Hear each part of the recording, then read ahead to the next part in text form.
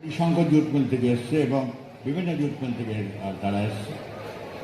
এছাড়া আমাদের জয়শ্রী কেমিক্যাল থেকে এসছে, প্রত্যেকটা ইউনিট থেকে এসছে। আমি মিটিং যে পরিচালনা করছেন নাম কি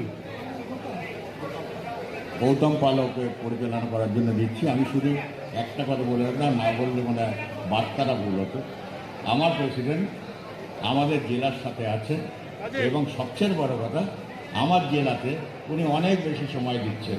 এটা কাজে গোটা রাজ্য বিভিন্ন জায়গায় যেতে গিয়ে তার সঙ্গে নিয়মিতই আমার আলাপ আলোচনা হয় নতুন ধরনের ভাবনা, এবং এই যে বাংলার বিরুদ্ধে প্রতিনিয়ত ষড়যন্ত্র যেভাবে বিশেষ করে শ্রমিক কর্মচারীদের উপর নামিয়ে আনা হচ্ছে, আমরা এই সমস্ত বিষয়ই আমাদের নেতা তৃণমূল কংগ্রেসের সর্বভারতীয় সাধারণ সম্পাদক সাংসদ অভিষেক ব্যানার্জির গোচরে এনেছি, নজরে এনেছি। তার নির্দেশ মতো আমরা পরিকল্পনা করছি।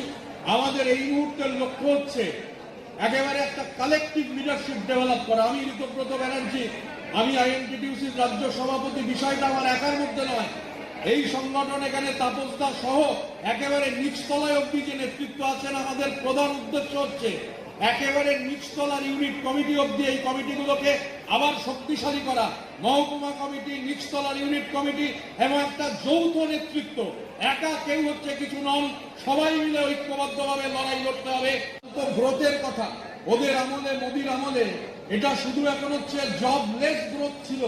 ওরা বলছে যে এখন নানান ধরনের ব্যাপার রয়েছে, আন্তর্জাতিক বাজারে তেলের দাম হচ্ছে কম, অথচ আমাদের দেশের একেবারে সেঞ্চুরি করে ফেলেছে ওদের যে নীতি, সেই নীতির হাত ধরে।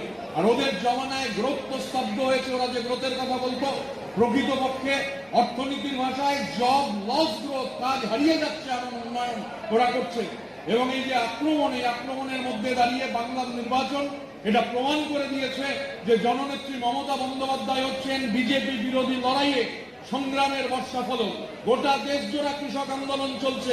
সেই কৃষক আন্দোলনের নেতা টিকায়েত সাহেব বাংলায় এসেছিলেন, জননেত্রীর সঙ্গে দেখা করেছেন এবং বলছেন বিজেপি বিরোধী লড়াইয়ে জননেত্রী হচ্ছেন প্রধানতম মুখ।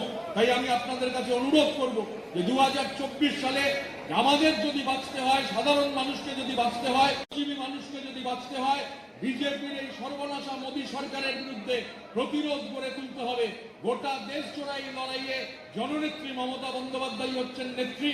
তার নেতৃত্বে তার হাত শক্ত করবার জন্য আমরা সবাই ঐক্যবদ্ধভাবে শ্রমিক